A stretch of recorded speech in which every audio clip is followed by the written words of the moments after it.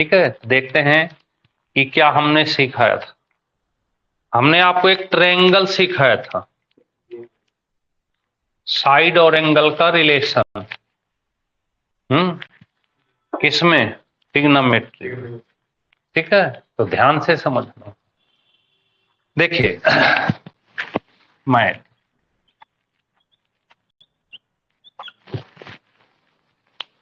हमने आपको पिछली क्लास में कुछ इस तरह सिखाया था कि एक यहाँ पे ऐसे त्रिभुज बनाए थे योगेश भाई, अगर याद हो।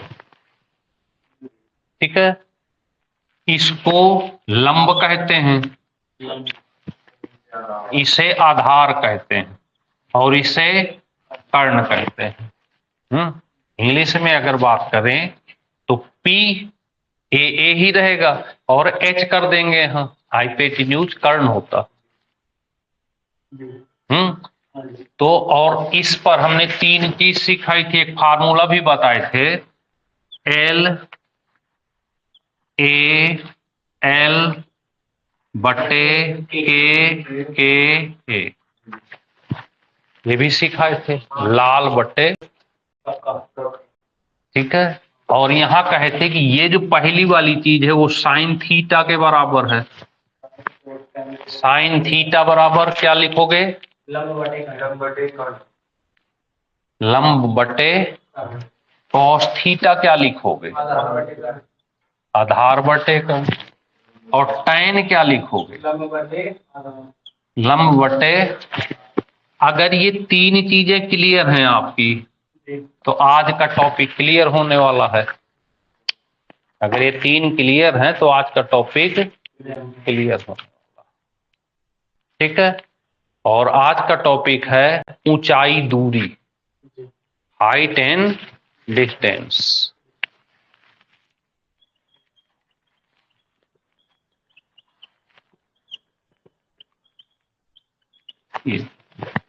इसे हिंदी में कहते हैं ऊंचाई और दूरी।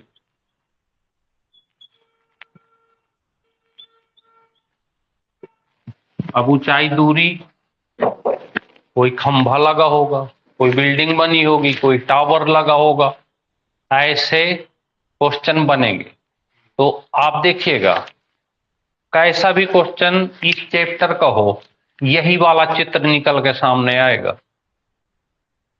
बस ध्यान से समझना, प्रयास करना, कोशिश की और एक नंबर पक्का हो जाएगा। कहां कहां ये चैप्टर आएगा? एसएससी के किसी एग्जाम में आता है, ये रेलवे के किसी एग्जाम में आता है, पुलिस में नहीं आता।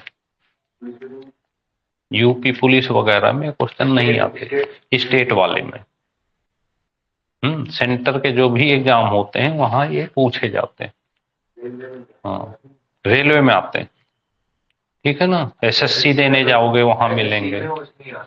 हाँ, सीपीओ है, सीजीएल है, सीएचएसएल है, एमटीएस है, ऐसे एग्जामों में आते हैं। एयरफोर्स वगैरह देने जाओ वहां भी मिलेंगे, है ना, तो ऐसे एग्जामों में पूछे जाएंगे। तो ध्यान से पढ़ लेते हैं, कोशिश करिए समझने का। अगर समझ में चीज आ गई तो क्लियर हो जाएगी। ये तो समझ में आया कि नहीं? क्लियर है ना बात? साइन थीटा बराबर कॉस थीटा टैन थीटा लंब बटे आधार। क्लियर है बात? चलिए तो क्वेश्चन लिखते हैं। एक मीनार है, क्या है? एक मीनार है। या खंभा ले लें, मीनार ले लें। देखिए, एक क्वेश्चन नंबर एक मीनार की, एक मीनार की चोटी, एक मीनार की चोटी का उन्नयन कोण, का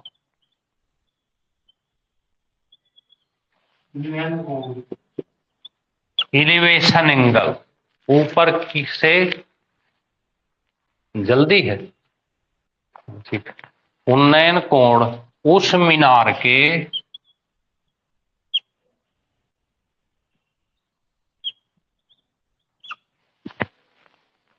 उस मीनार के आधार से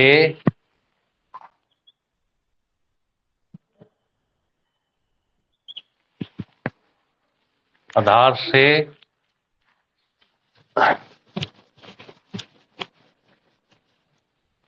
40 मीटर,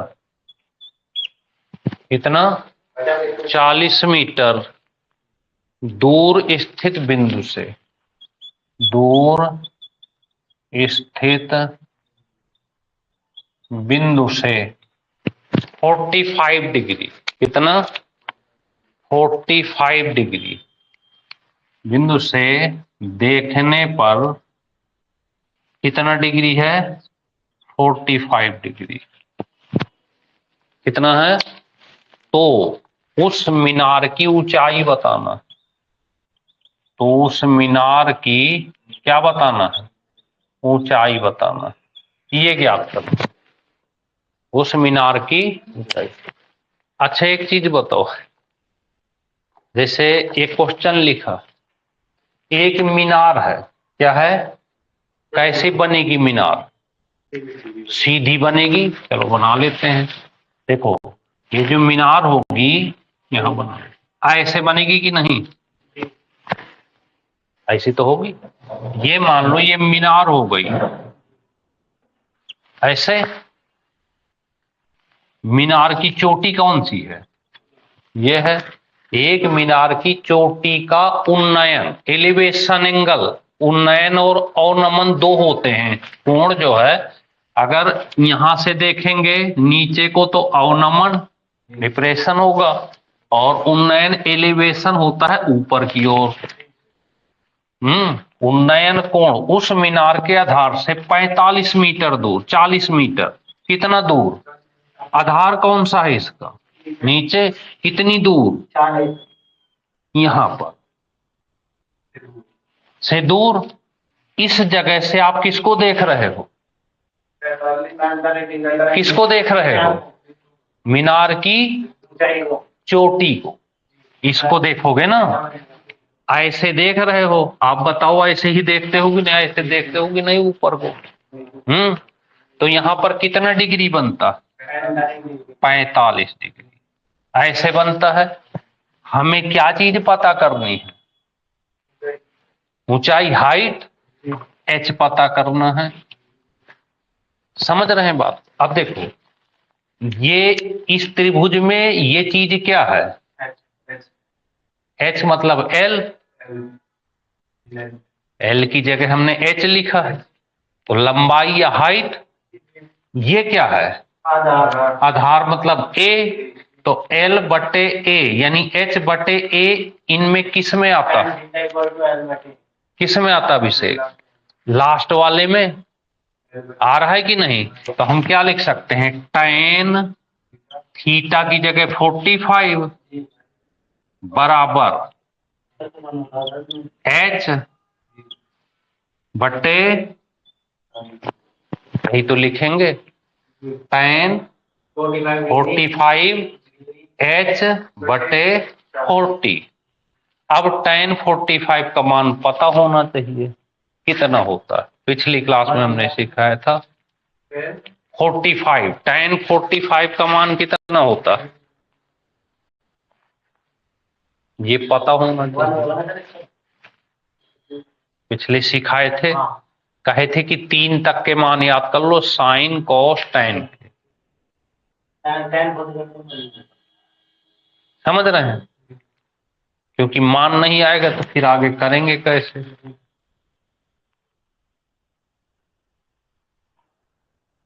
याद है, नहीं याद, देखो ऑनलाइन में जरूर बच्चा कोई ना कोई बता देगा कि सर मुझे याद है। ये देखो सुमित ने बता दिया कि 1 ही होता, योगेश ने भी बताया, तो इसकी जगह हम क्या रख सकते हैं, 1, अगर 1 रख देंगे तो h बटे 40 हो जाएगा, तो h का मान भाई कितना हो गया, देखो तो हाइट कितनी हो गई, मीटर हो गई, बस।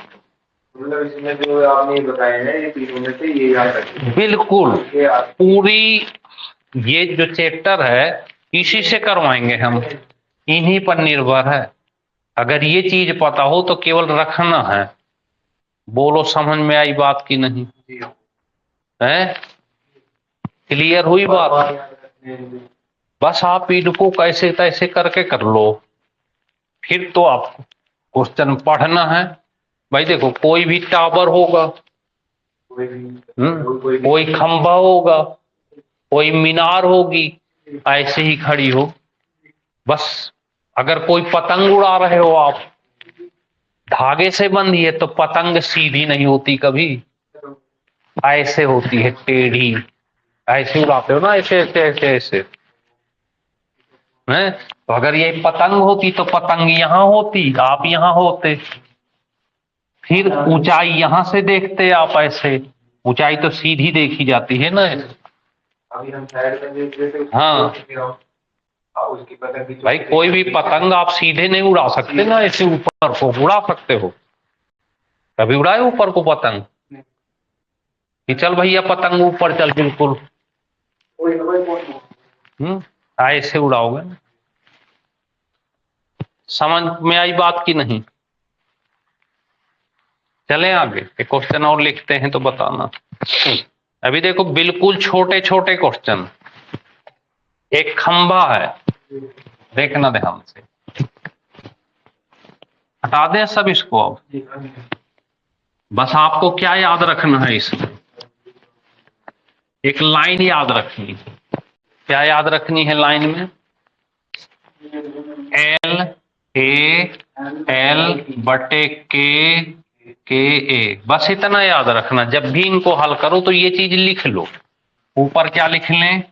साइन कॉस, ऐसे लिख लें बस। इसी पे तो हल होना है क्वेश्चन। ठीक है, तो जैसे देखिए, एक खंभा है, दूसरा क्वेश्चन क्या है? एक खंभा है, अब खंभे की सेट पड़ रही थी छाया। क्या पड़ रही थी? छाया। इनका रेशियो दिया था ऐसे, कितना है? 1:√। एक खंभा है, उसकी छाया का रेशियो दिया है कितना? √3। ठीक है। अब खंभे की छाया का लास्ट पॉइंट से खंभे की जो हाइट है, यहां पर आप देखते हो तो कोई ना कोई एंगल बनेगा ही। तो अब आपको बताना है कि इस समय सूर्य का उन्नयन कोण, क्या बताना है? हाँ, एलिवेशन एंगल। समझना, देखिए खंभे की लंबाई और छाया की लंबाई दी हुई है। ये खंभे की लंबाई और ये क्या है? छाया की लंबाई का रेशियो दिया हुआ, तो बना लेते हैं। तो बताओ खंभा कैसे बनेगा? सीधा बनेगा। छाया कैसे बनेगी? मान लीजिए सन यहां होता ऐसे, तो छाया ऐसे होती, इधर को होती कि नहीं? तो ये एक हो गया, और ये कितना हो गया? √3। और कोण कहां बनेगा? यहां पे सन है, तो ये बनेगा थीटा। और यही हमको पता करना है। अब देखो, ये क्या चीज दी है? एल। ये क्या दिया है? ए। अब एल और ए कहां पर है? इसमें से है कहीं? किसमें है? टैन में। क्यों अभिषेक? तो टैन थीटा बराबर 1/√। क्यों योगेश, आई बात समझ? 1/√। अब टैन थीटा, अब ये पता होना चाहिए कि टैन में ये किसका मान है? tan में ये किसका मान है बताओ जरा, पता है? अगली बार याद करके आना। अगली बार क्या करेंगे, याद कर लो। हफ्ते में एक क्लास होती है, अगर एक क्लास को डेली, सुनो, डेली एक पेज में लिख लो और पूरे हफ्ते केवल एक बार देख लिया करो। देखने में कितना समय लगेगा, मुश्किल से मुश्किल 1 मिनट। क्यों? अगर पूरे हफ्ते देख ही लोगे ना तो ये रट जाएंगे बिल्कुल। तो tan 30 का मान, यहां से tan tan कट जाएगा, थीटा कितना आ जाएगा 30 डिग्री, और यही आपका आंसर होगा। क्यों अभिषेक भाई, समझ में आ रहा है बच्चों? भाई आप लोग की समझ में आ रहा है सबकी? अंश, अमन, कशिश, थोड़ा बताते जाना, क्योंकि ये नए टॉपिक होते हैं। तो जैसे बच्चे पढ़े होते हैं हाई स्कूल वगैरह में, तो अगर कहीं कोई प्रॉब्लम हो तो पता तो चले कि आपको समझ में आ रहा है कि नहीं। और हम पूरी कोशिश करेंगे कि बहुत आराम से पढ़ाएंगे इस एडवांस के टॉपिक को हर फ्राइडे को, क्योंकि हर फ्राइडे इसका टर्म्स आता है। और थोड़ा पढ़ाएंगे जिससे आप पूरे हफ्ते में क्लियर कर लो, और जब हमें लगेगा कि आपके ये 3-4 क्वेश्चन क्लियर हो गए, फिर एक दिन में 6-7 बता देंगे, हो गया कंप्लीट टॉपिक।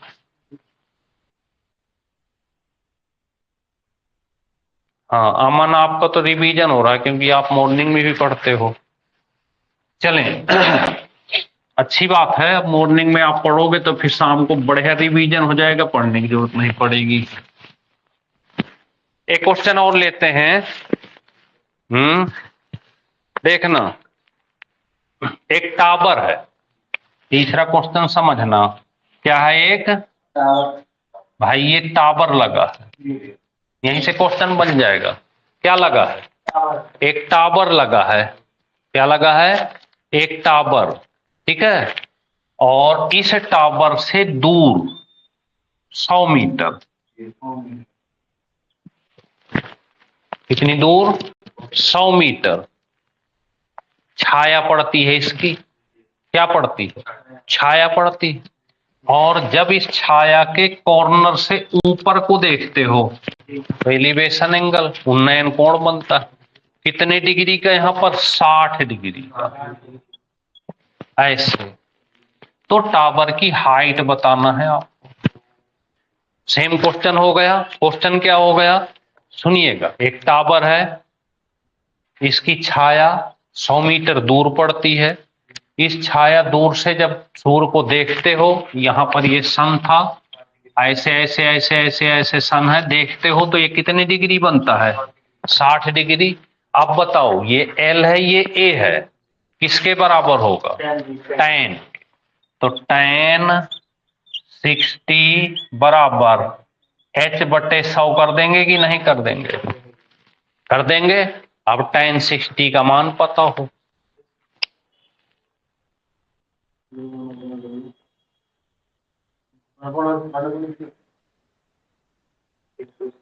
कैसे चिंता ना करो, हर क्लास समझ में आएगी। आप बस कुछ मत करना, आज की जिसकी समझ में ना आती हो, कम आती हो, तो आप कुछ मत करो। आज की क्लास के हम ज्यादा नहीं पढ़ाएंगे, 3 क्वेश्चन पढ़ाएंगे। 3 क्वेश्चनों को लिख लो पेज में, ठीक है। और पूरे हफ्ते तक 5 मिनट देके इन्हीं को समझते रहो। और जब अगले हफ्ते मिलोगे ना, अगर ये चीज पढ़ाएंगे तो दौड़ दौड़ पकड़ोगे आप इसको। बहुत होता है पूरे 7 दिन 3 क्वेश्चन पे लगे रहना, और फिर बताना कि ट्रिग्नोमेट्री समझ में आती है कि नहीं। ठीक है, तो यहां पर 60 का मान क्या हुआ? √3 और h/100, तो h बराबर इससे मल्टीप्लाई हो जाएगा, तो ये आ जाएगा आंसर 100√3। समझ में आ गई बात? क्यों, क्लियर हो रहा है टॉपिक? कोई दिक्कत तो नहीं किसी को? एक और, समझ गए पूरा क्वेश्चन? हाँ, इसका यहाँ गुणा हो जाएगा। क्लियर हुआ कि नहीं? चलें, अब देखिए कैसा भी क्वेश्चन आए, अब देखिए सूर्य ऊपर चमक रहा है, देखिएगा एक क्वेश्चन, ये सन है, ऐसे ऐसे ऐसे ऐसे ऐसे एक चमक रहा सन, ठीक है। यहां पर एक झंडा लगा हुआ था, क्या था? झंडा, ठीक। सूर्य पहले इधर को था तो इसकी छाया इधर को पड़ेगी, सूर्य इधर को आ गया तो छाया इधर को पड़ेगी। समझ रहे हैं बात को? झंडा लगा हुआ है आपका, झंडा ऊंचा रहे हमारा, विजय विश्व तिरंगा प्यारा, किसने लिखा था इस लाइन को? झंडा ऊंचा रहे हमारा, विजय विश्व तिरंगा प्यारा, इस झंडे की शान न जाने पाए चाहे जान भले ही जाए, विश्व विजयी करके दिखाएं तब होवे पूर्ण हमारा झंडा ऊंचा। विचार करिएगा, यहां पर एक व्यक्ति खड़ा है, ठीक, एक व्यक्ति यहां पे खड़ा है, तो बताइए झंडे के एक इस तरफ हो गए तो दोनों अपोजिट हो गए कि नहीं? ठीक है।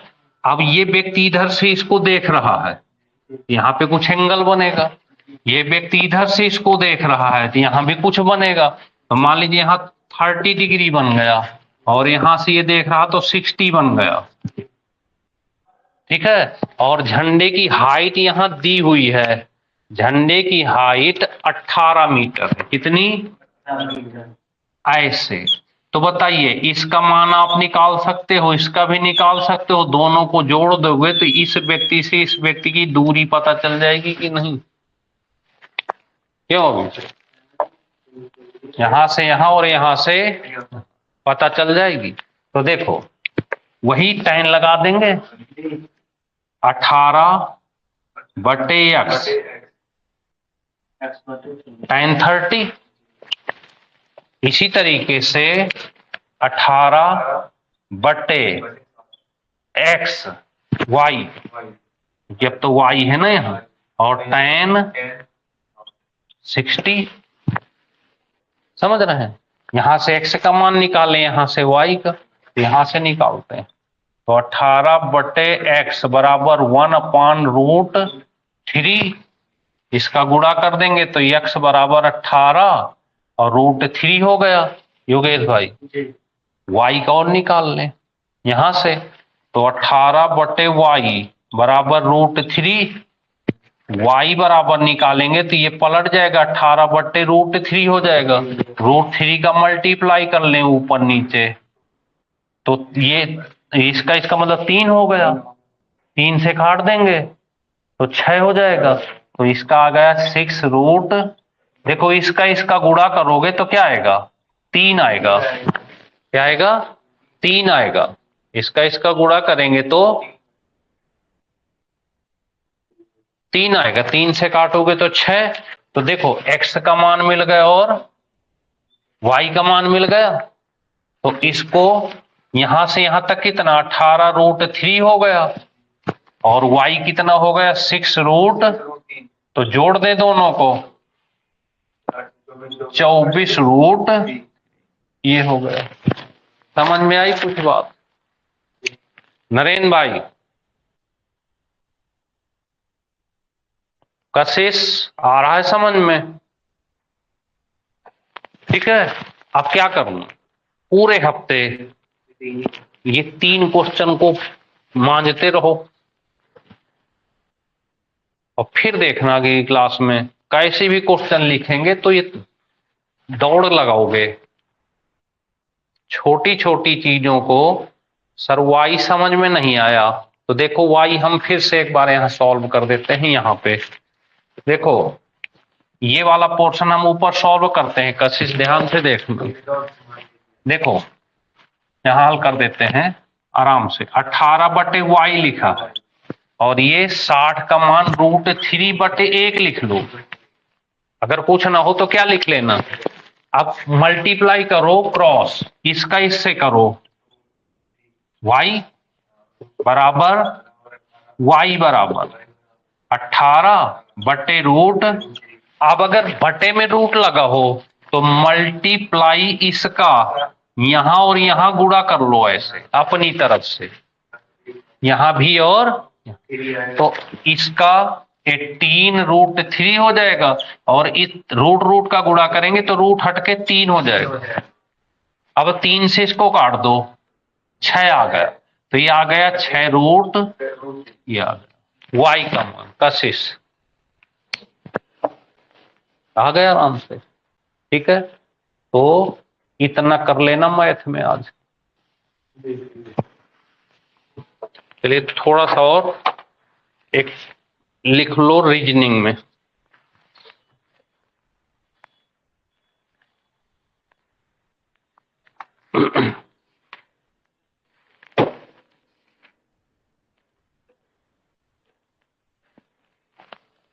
रीजनिंग में टॉपिक लिखना है, सब आ जाएगा, चिंता ना करो। टॉपिक छोटा सा है, 10 मिनट 5 मिनट का टॉपिक है, समझने का प्रयास करना। मोबाइल सब लोग यूज करते हो? क्यों अभिषेक भाई? अभिषेक